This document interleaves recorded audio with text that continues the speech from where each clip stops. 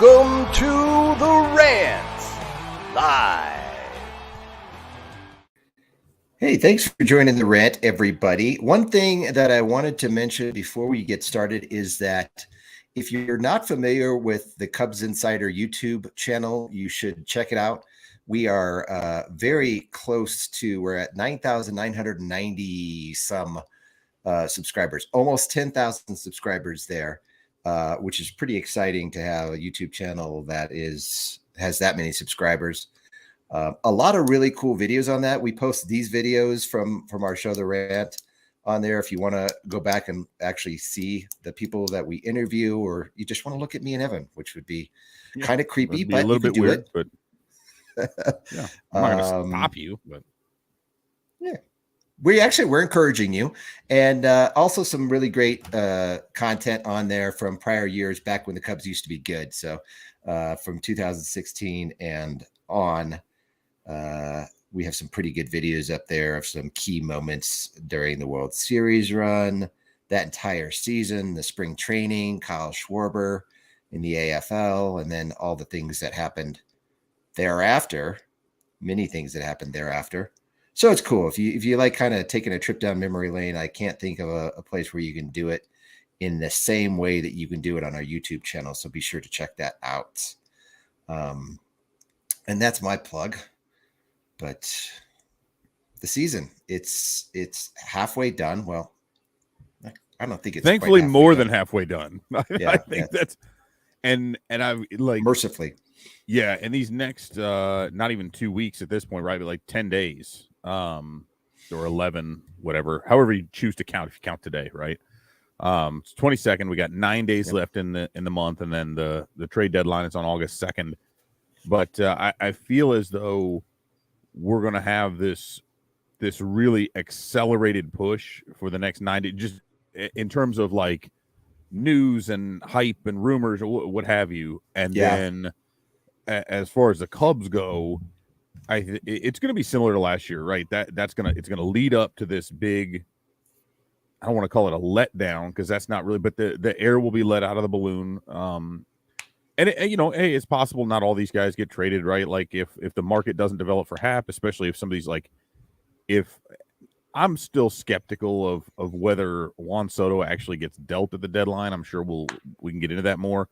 There's rumors that Shohei Ohtani is on the trade block. Like if those guys move, people are going to forget Ian Happ exists, right? There's, unless a team sees that as an opportunity. But I digress.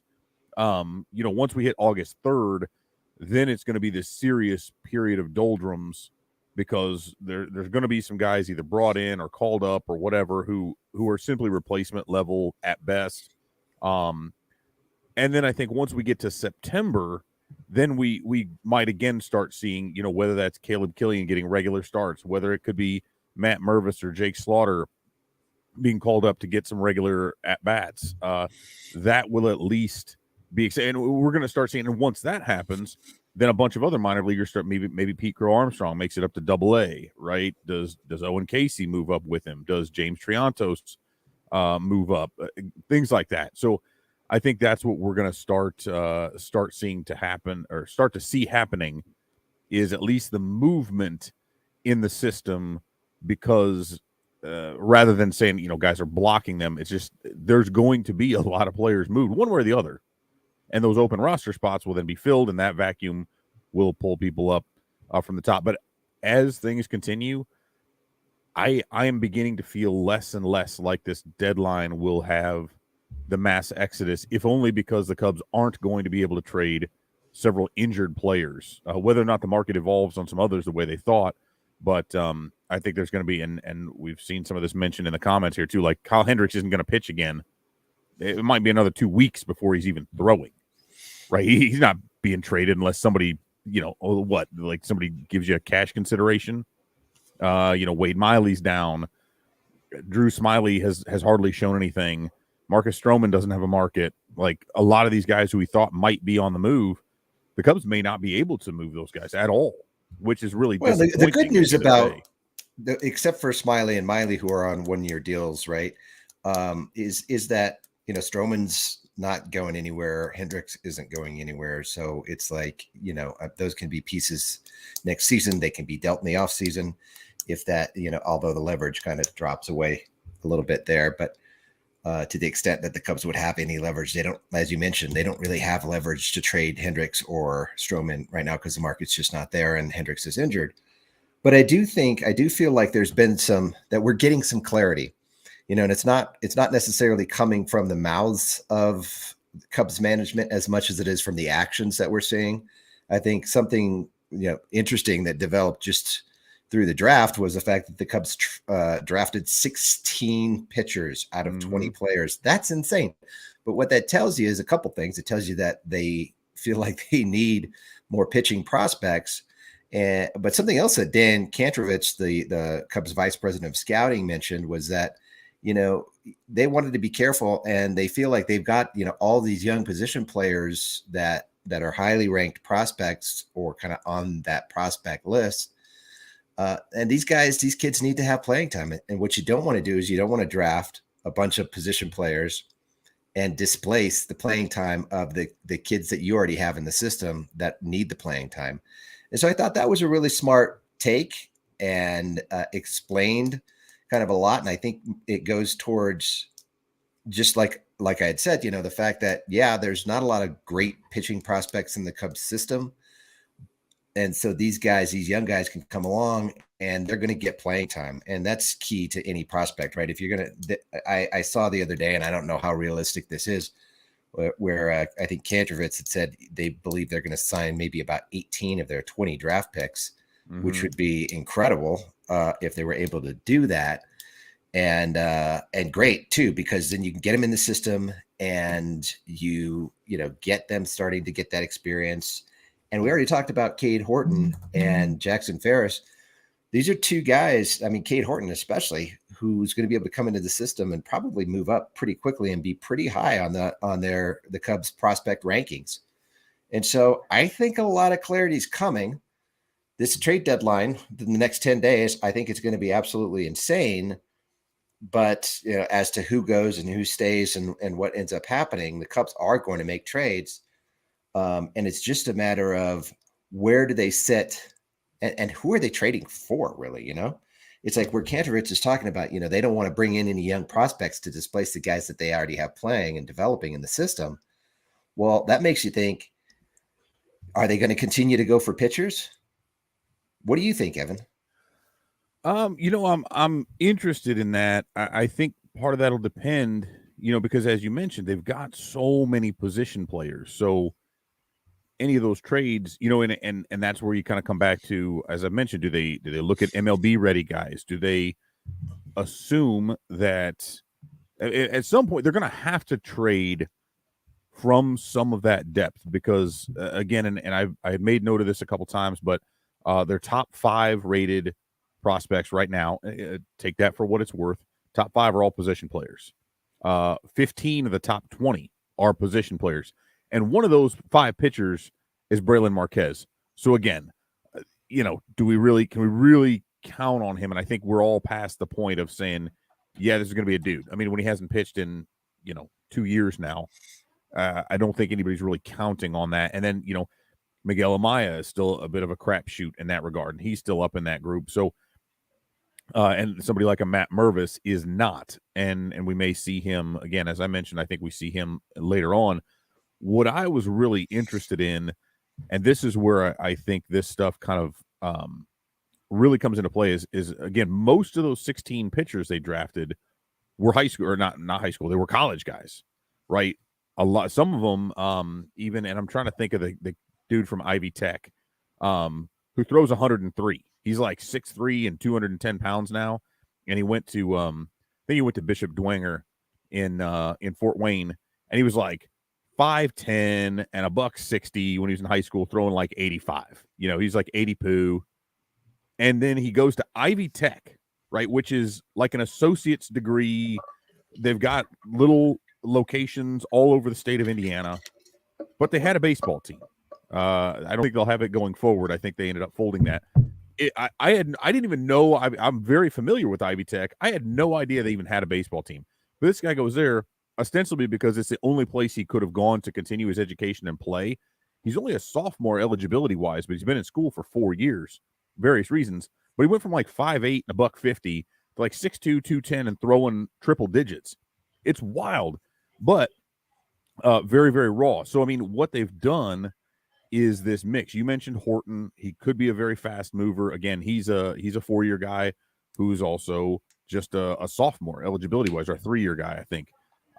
Because you had COVID in there and he tore his elbow. But a lot of these guys are advanced from an age perspective, right? You're talking about pitchers in their 20s who have college experience. We're talking about several of them with high level experience who could move quickly, should not, we're not talking about guys who are going to spend time in the Arizona Complex League. Maybe this year, right? They go down there to Arizona, they get their feet wet. But next year, we're talking about guys being assigned immediately, probably at the South Bend level, maybe moving quickly to Tennessee.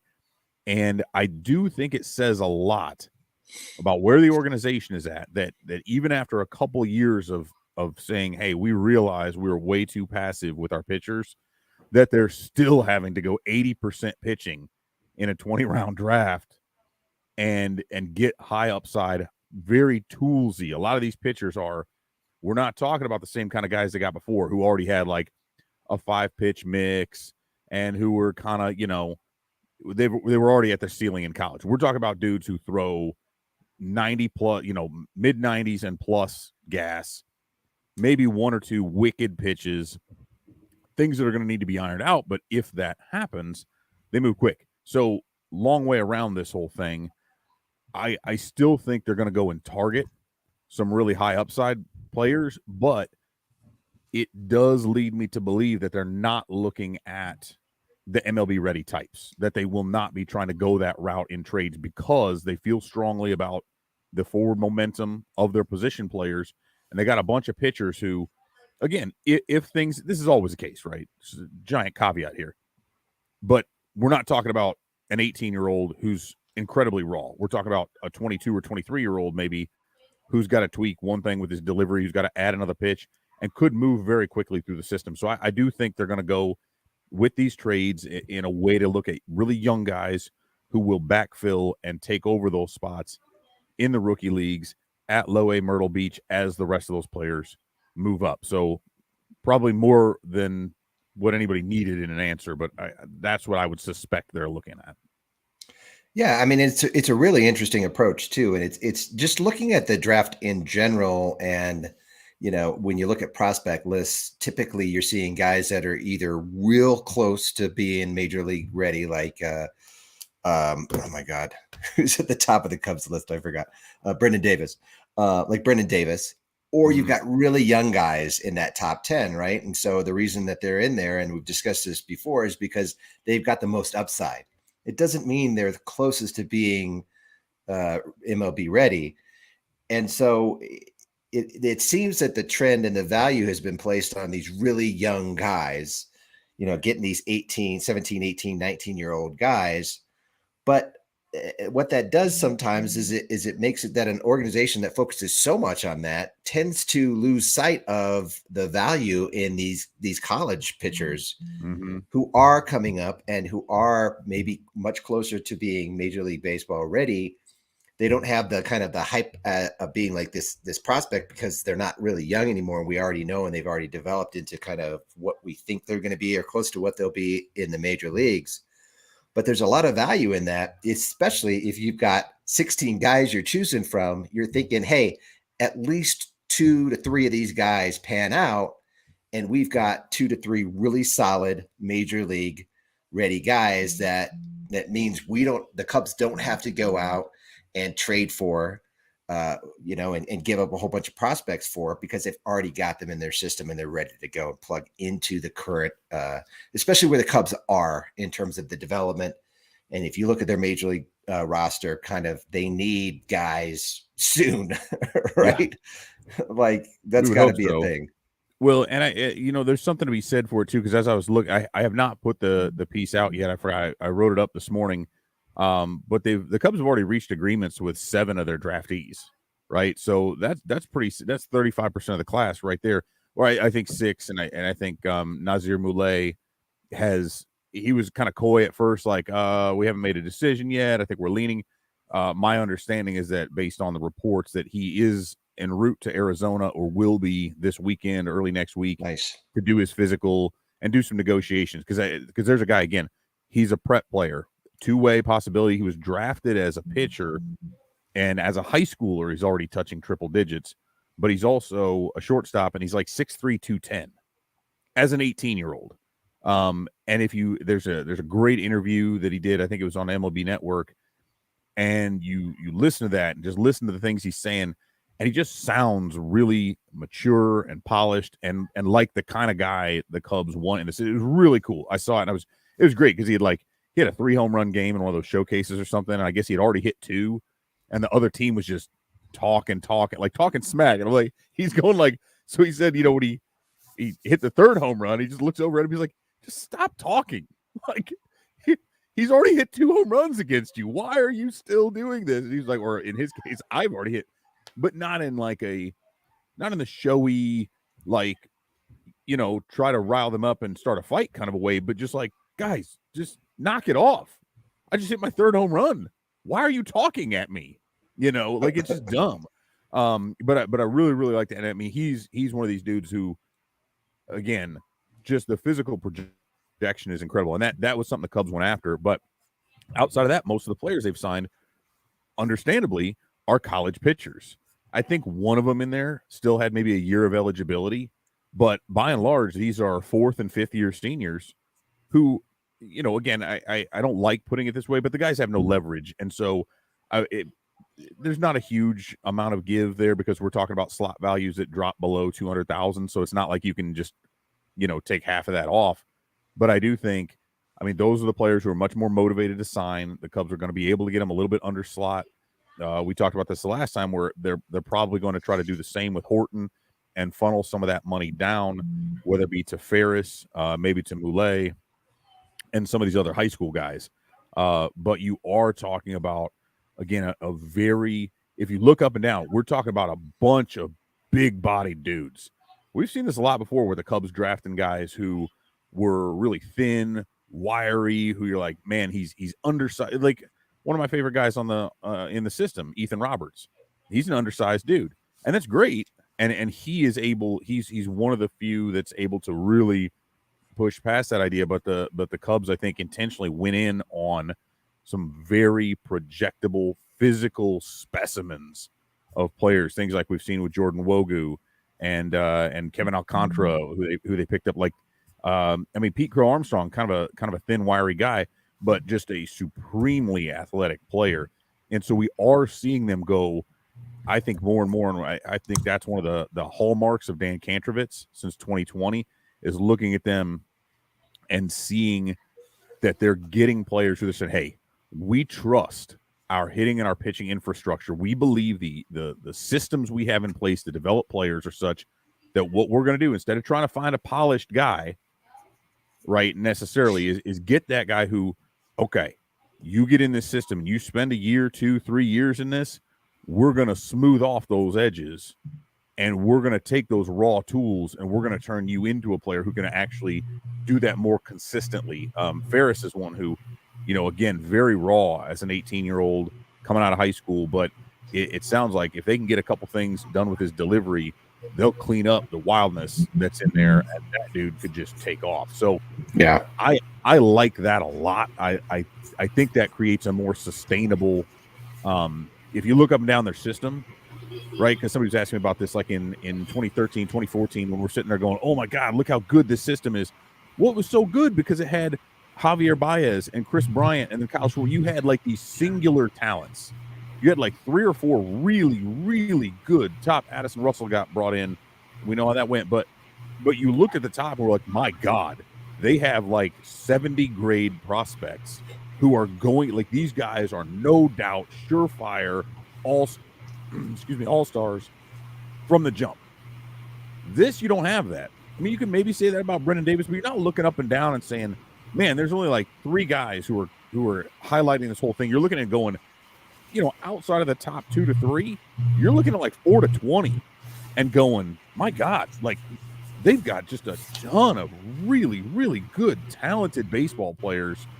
And then you go deeper than 20, and it's like it's difficult to make a top 20 or a top 30 because there's so many similarities. And I think that's going to help them as far as just development in general, because these guys are all kind of pushing each other rather than staring up at Chris Bryant and going like, yeah, I'm not that dude. Because like Bryant was the best player in the minors. He was just blasted. He was better than anybody on any of those teams he played with or against the entire time he was in the minors. That's hard to go with. But I think they're also going to have to make some trades with those guys. They're going to have to move some of them because you can't have 8 outfielders, right? Eventually, you got to look at it and say, who are we willing to move to go and get the player that we really need to headline this pitching staff, or to be our shortstop or whatever, right? Or second baseman if you prefer Nico Horner staying at short. So I'm interested to see how that pans out, whether it's at the deadline or maybe into the winter. Yeah, I mean, there's a lot of really interesting pieces in place right now for the Cubs, especially after the draft. And like I said, and what we've been talking about is, given that August 2nd is a trade deadline, we're going to have a lot of clarity around what's going to happen over the next couple of years here soon. We may not know exactly how it's all going to unfold, but we'll know the pieces at least that are in place. And you mentioned guys like Matt Mervis and Jake Slaughter. This is what's going to be interesting to me, is to see what happens after the trade deadline, and obviously who gets traded, and whoever gets traded off the major league team, it's going to open 40-man roster spots. So you're going to be able to slide guys like Mervis and Slaughter onto the 40-man. If you lose Happ and Contreras, for example, you'll at least have 2 spots open where you don't have to play these kind of games with the 40-man to get Mervis and Slaughter up. But what'll be interesting to see is what happens with guys like Schwindel. Does he stick around? Do they put him down in AAA? Wisdom seems like he's probably a piece that stays there. His defense is really solid. He's got good power, but I just don't see him as part of the future. And so Slaughter's a third baseman. He could slide to second. Mervis is at first. I mean, if you start talking about, like, Mervis is batting 317 with a 990 OPS, and a lot of that has happened at Tennessee. I mean, his South Bend numbers were good, but he's been crushing it at Tennessee. And so that tells you a lot when a guy comes against much better talent. Like the talent jump in pitching and just experience is so much greater. You mentioned Wisdom, and there was a piece in MLB Trade Rumors, and I tend to agree with it. I mean, I've talked about it a couple times that I could see them moving him, right? If you I'd love that. I got to tell you, that'd be awesome. Because I like the dude. I think I don't know if he's vaccinated, so I guess we'll maybe find out when they go to Toronto if he's still around. Not that matters in terms of his performance on the field for the Cubs, although it would for that series. But those are honestly things that teams are looking at. When we saw like Andrew Benintendi, right? Plays for the Royals now, significant trade target possibly by the Yankees, but he did not travel with the Royals, who were without 16 of their players, I think, or 10, whatever. It was a double. Maybe it wasn't 16, maybe it was 10, but it was like 40% of the roster did not go to Toronto because there's a vaccine requirement. And if you're talking about a team in the Yankees that is in the NL East or AL East, that has to go to Toronto regularly and is looking for a player who's going to help their odds of continuing to maintain that best record, get the number 1 seed, that whole thing, because Toronto's charging right now. That could significantly change who they target, right? So, dude, I mean, think about that too. I mean, if Toronto makes a much bigger target, if Toronto makes the playoffs, and you've got guys on your team, and you're in the playoffs, and you got to go play Toronto, and they're not vaccinated, and they can't play in the playoff series, that's huge. Yeah, and there again, that's so if a team like the Yankees is looking at Benintendi versus, say, Ian Happ, right, that makes a difference. But back to Wisdom, the thing there is again, and I look at him, he is one of those guys, and actually he used to be able to pick it pretty well at third. His defense this year has left a lot to be desired. And it reminds me a lot of David Bodie, where, Bodie came up and was supposed to be this superb defensive player, and he'd make these great plays, and then the ball would be hit right at him, and he would just boot a routine grounder with all too much frequency. And it was really, really frustrating Wisdom has kind of felt like that dude, or like maybe he's speeding things up too much. The pop obviously plays, right? But if the Cubs could somehow, again, shift some things around, I mean, Chris Morel can play third. Nico Horner can play third. They can change things up. They can do some different stuff. But if Wisdom has the kind of value right now, he is a great complementary, maybe not great, but he's a good complementary player for a team that needs that one little, hey, we need a guy to DH and play some third.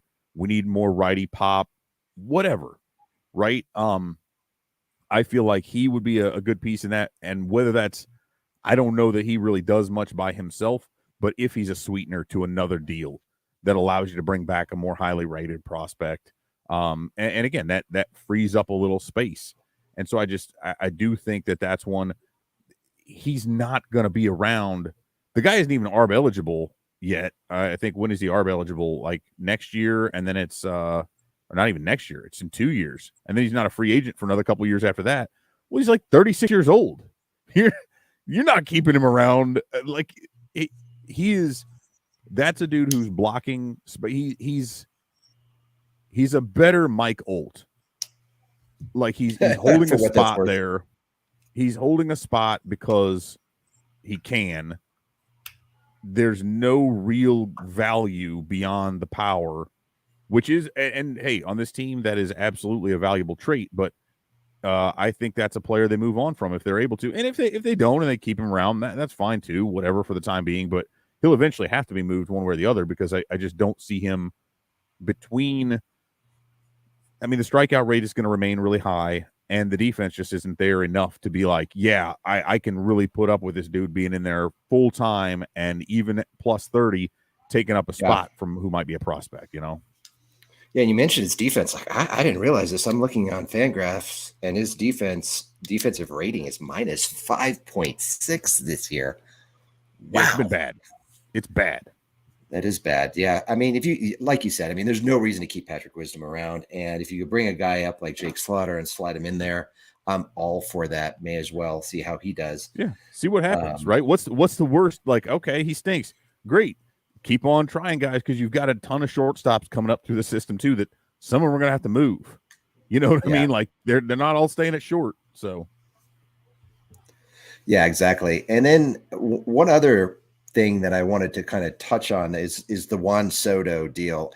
I think a lot has been made out of, Juan Soto. The news came out that he rejected a 15-year, $440 million contract or something like that. Mm-hmm. That put him at an AAV of, was it under $30 million a year, which is a problem. You know, it would put him at I think around 20th in baseball. And he's not interested he's interested in the highest AAV. He wants to be number one there. He doesn't care about, I mean, obviously, I think he's going to get the biggest ever total. I think that's almost a given. But at the same time, he also wants the highest AAV. So he wants his cake and he wants to eat it too.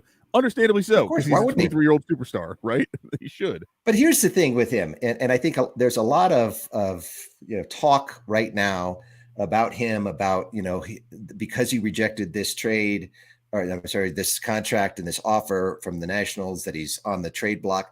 Dude, he's got 2 years left of control. All right. I'm going to be very surprised if the Nationals move him before the trade deadline. Why? I mean, you've got 2 more years. He's a free agent in 2025.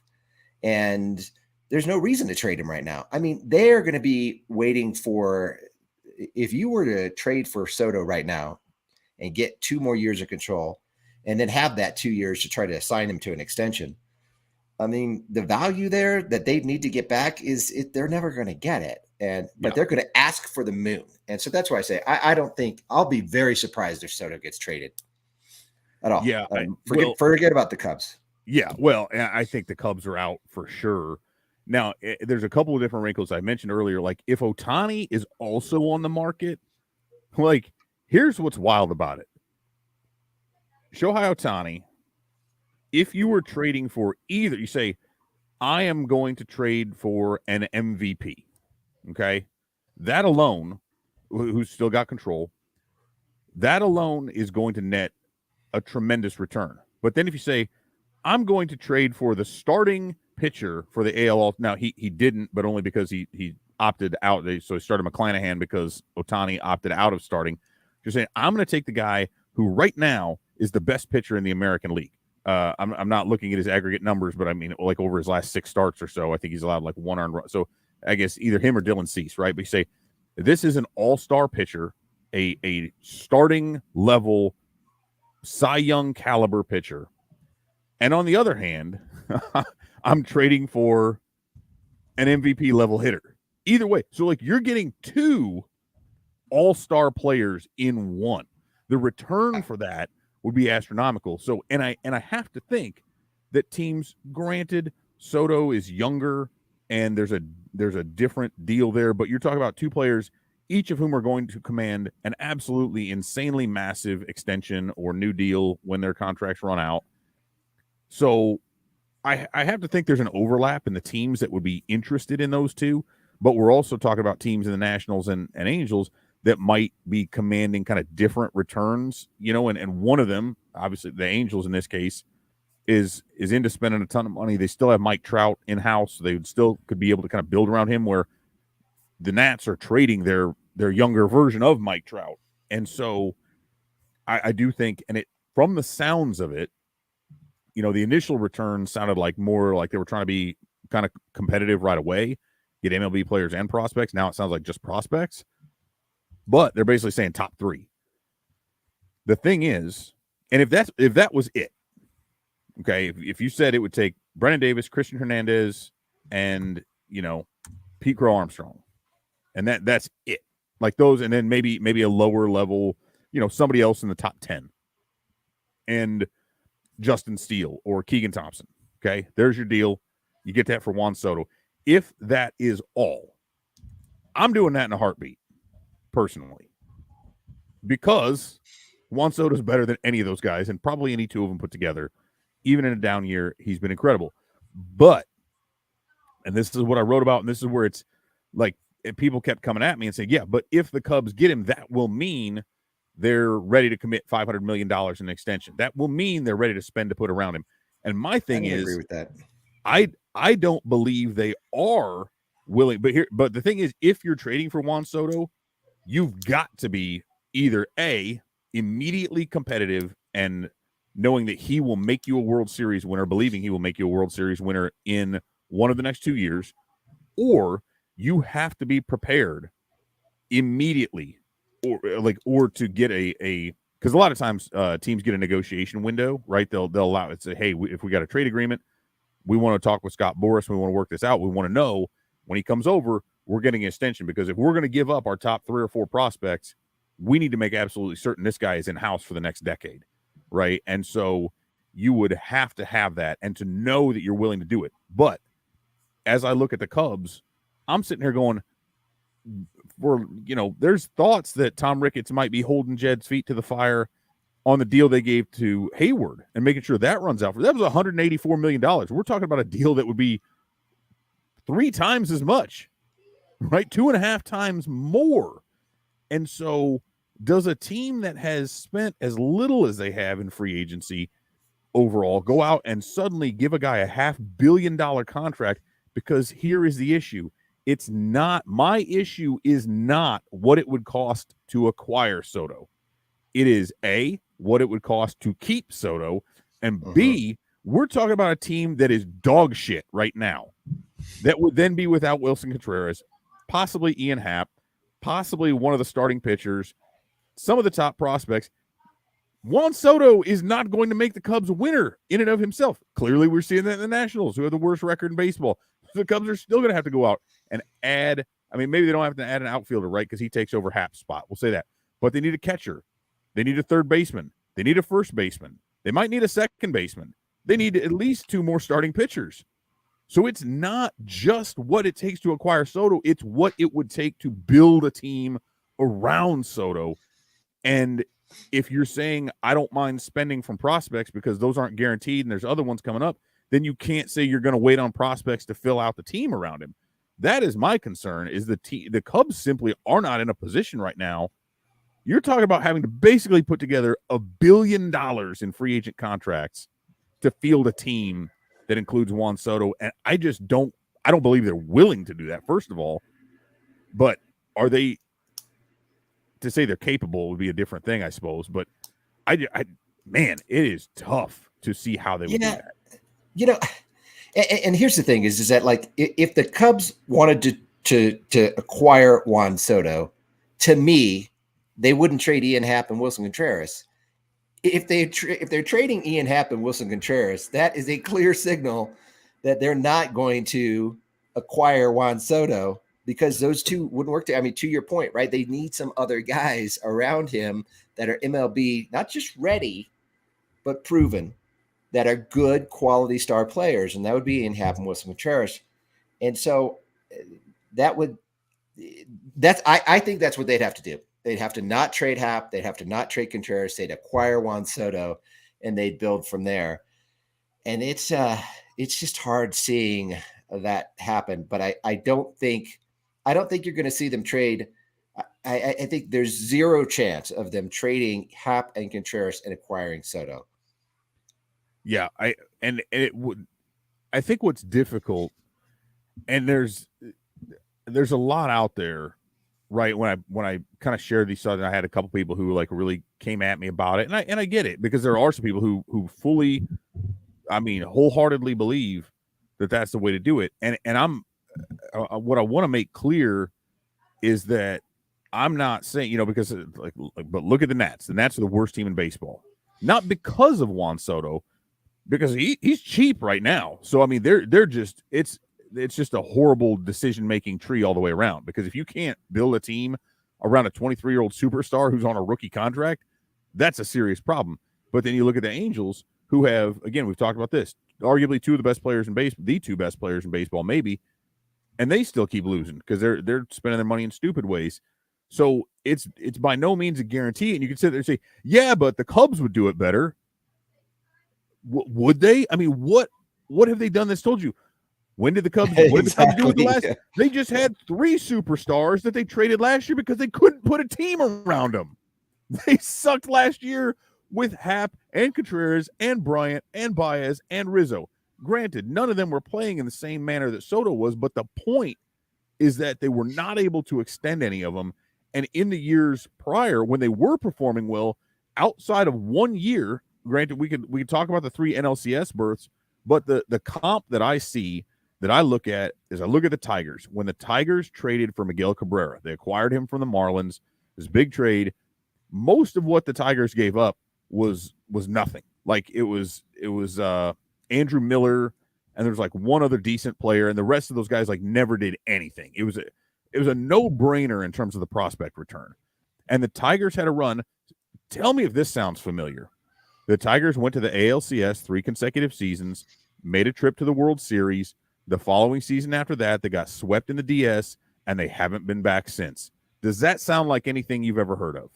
It's strangely familiar. Yes, it does sound like the last from about 15 through 19, I guess. Yeah, weird, right? And so, again, I'm not trying to suggest that the Cubs would fall into the same thing.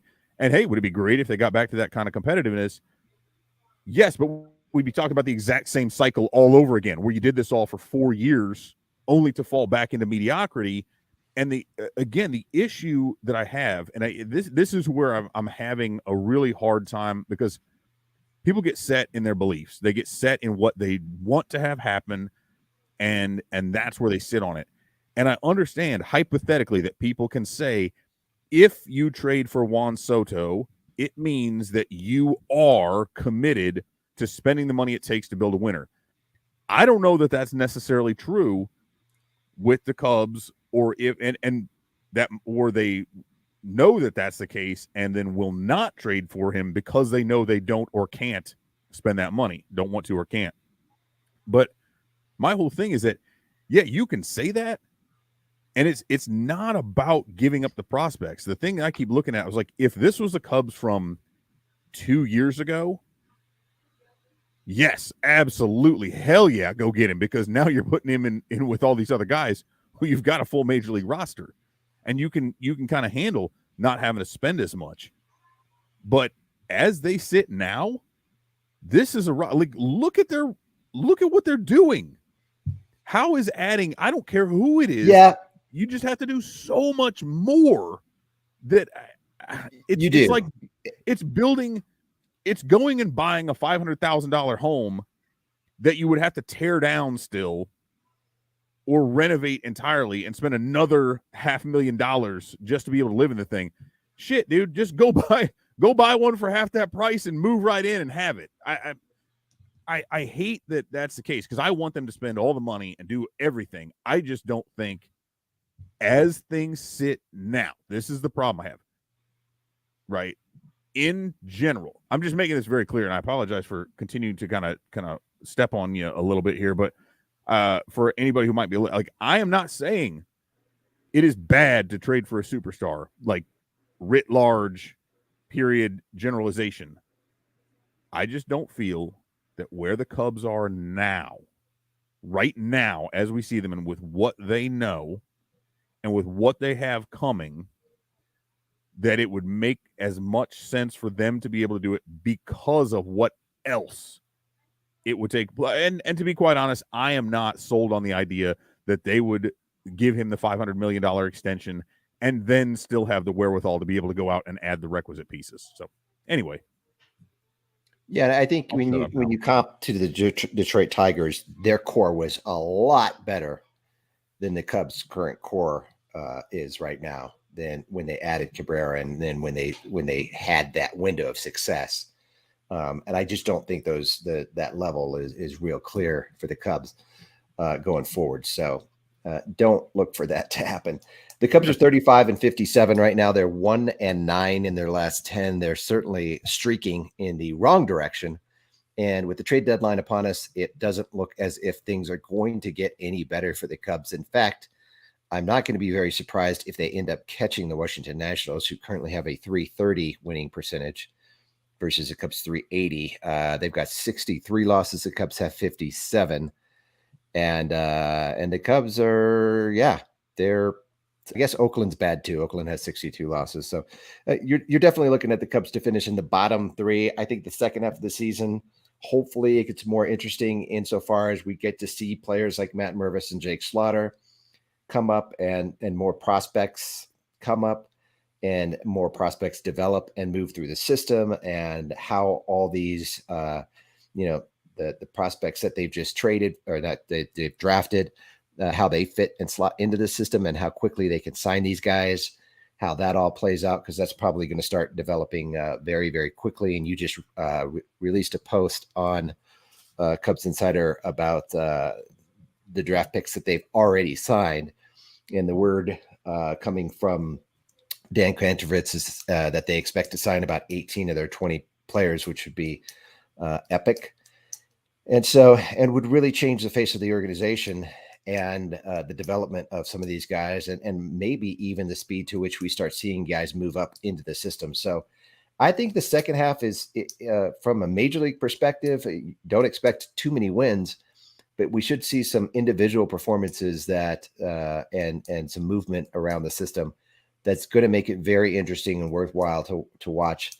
But it's still going to be difficult, I think, to predict what's going to happen in 2023. Again, I'm thinking 2023 is more of a 2014 for the Cubs, which was the year kind of that they still needed to kind of develop and weren't really a good team. I think would they lose maybe not 100, not quite 100 games, because they haven't done that many times in their history, but they won maybe 70, 75 games or something like that in 2014.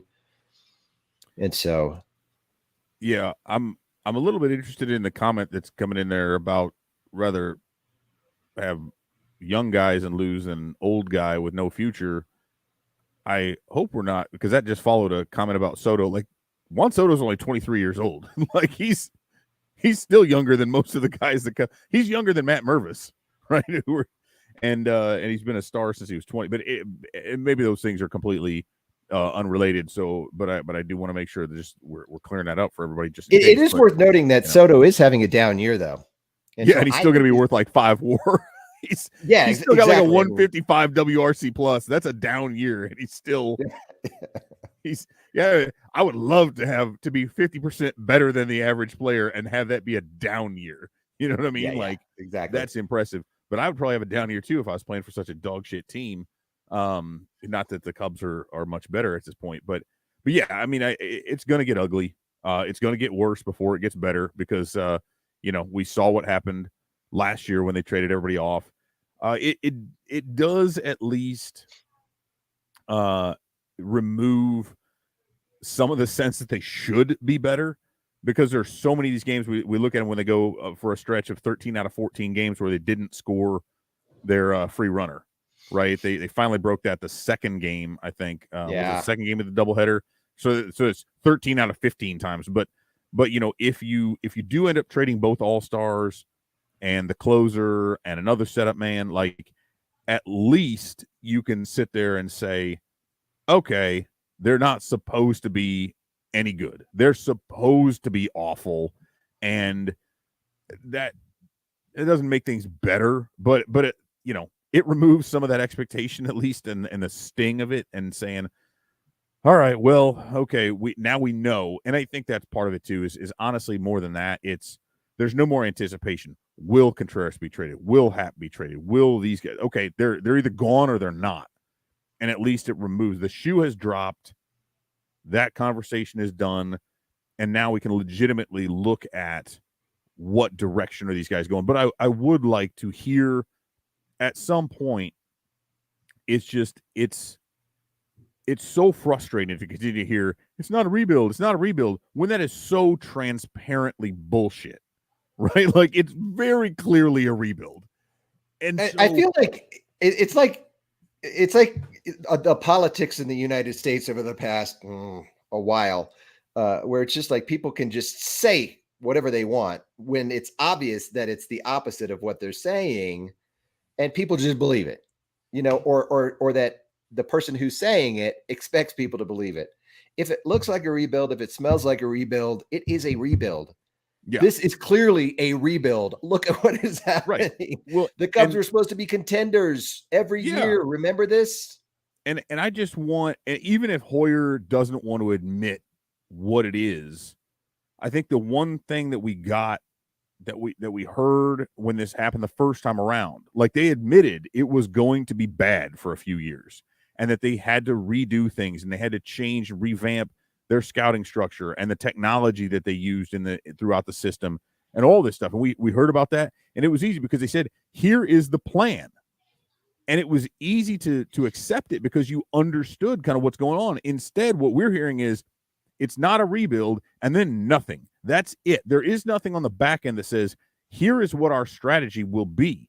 Hey, it's going to stink. We are still going to trade a couple more players because we're trying to hit a hard reset. But this time around, we need to build on a better balance of pitching and position players, not just position players to go buy pitching. We've heard that they're going to spend when the time is right. We don't know what that looks like. And I know Jed Hoyer's not going to say, oh, it's in 2 years. In 2024, we'll spend. But there's zero. We are all left to read our own tea leaves and to look at, who do they draft, who do they acquire in trades, and to discern for ourselves what this path forward is.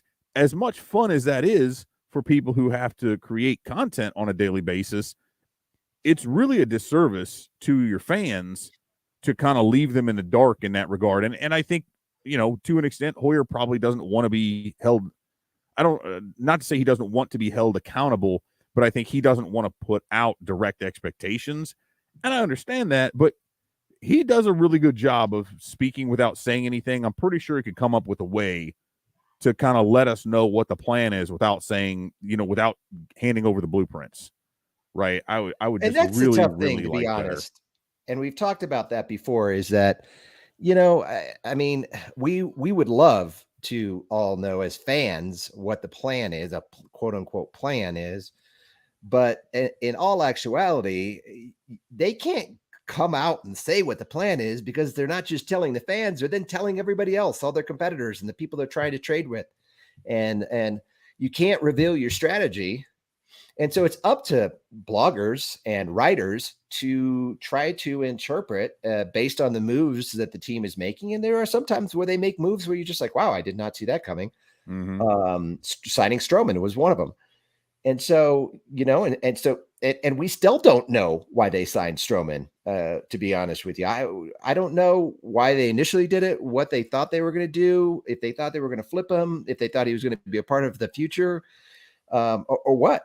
And so sometimes they'll make moves, we'll interpret those moves at the time, and then it doesn't play out that way. It doesn't mean that we're right or wrong. It doesn't mean that we knew what they were going to do, or we didn't know what they were going to do. It's just, there is a lot of room for interpretation and all this stuff. But at the end of the day, what's important that we all have to keep in mind, and that the Cubs need to continue to do, is we need to be building towards a winning team, and we need to get out of this hole that that the Cubs are in.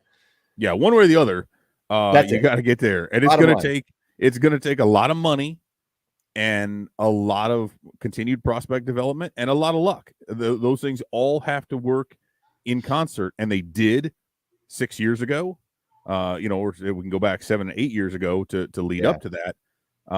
But that's just what we're not seeing now is the expenditure, right? Because people look and say, well, they are spending money. Yeah, well, okay, that's like saying if I buy a house, right, I have a mortgage payment that continues, but just because I'm paying my mortgage every month, that's not saying I'm spending money. Right? I acquired this asset, and now to maintain it, I continue to pay. But okay, well, now I have to have a car, right? And now I have to, I got to get cable, and I add some television. Like, I have to keep spending for things that go in that house and that continue to add value to that house. So when people sit here and say, well, but the Cubs were at this payroll, yes, they were at that high payroll because they added players at one point. And they have to continue paying those players because they have contracts that require that. But when we say they're not spending, that does not mean they do not have expenditures. It just means they're not going out and spending new money, additional money. So, as you said, in the case of Stroman, which was kind of a surprise, and it was a bit of a surprise they were able to land Suzuki. And that was cool. And I almost wonder if they surprised themselves a little bit, because after that, we kept looking at it going, okay, each of these, we can go back to Wade Miley too. Those are the three hallmark deals that I look at and I say, okay, this one says they're going to go spend more money. And so they add Stroman. I'm like, oh, awesome. This clearly indicates they look like they're ready to win. Great.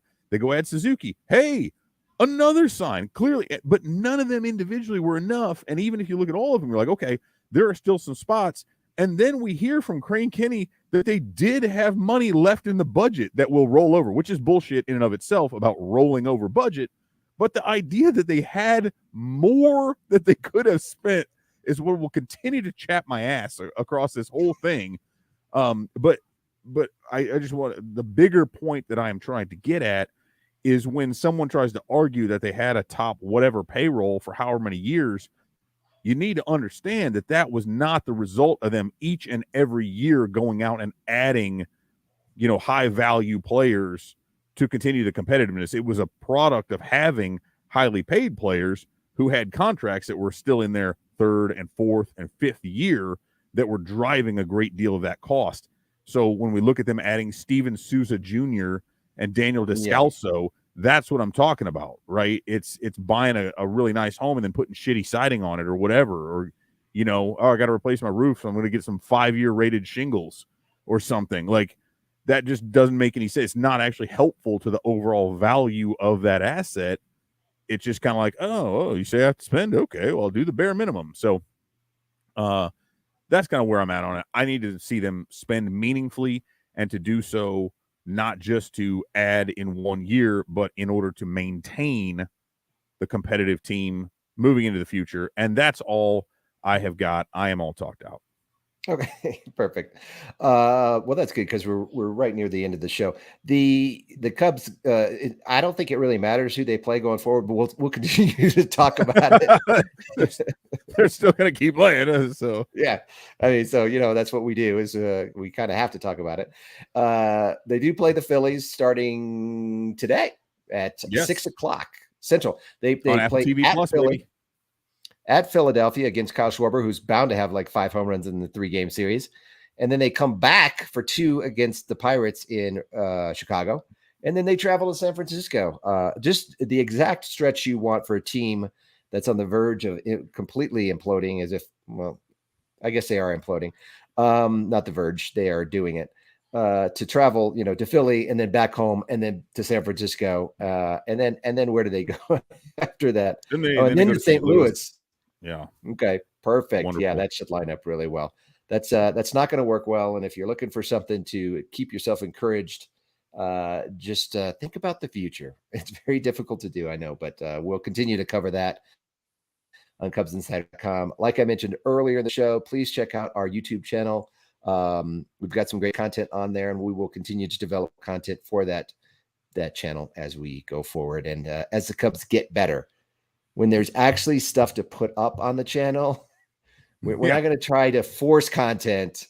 We're not going to create content that we think you're going to like because we need to build followers. We actually try to report on things that are, actually like a valid part of what the Cubs are doing and what we think the future is going to be, rather than just creating BS content, which some people do. I'm not going to name names, but anyways, thanks for joining us. We will circle back. I guess we'll circle back after the Phillies series, which would be maybe Monday. On Monday. Maybe on Monday. We'll have to see how that goes, but we probably do that.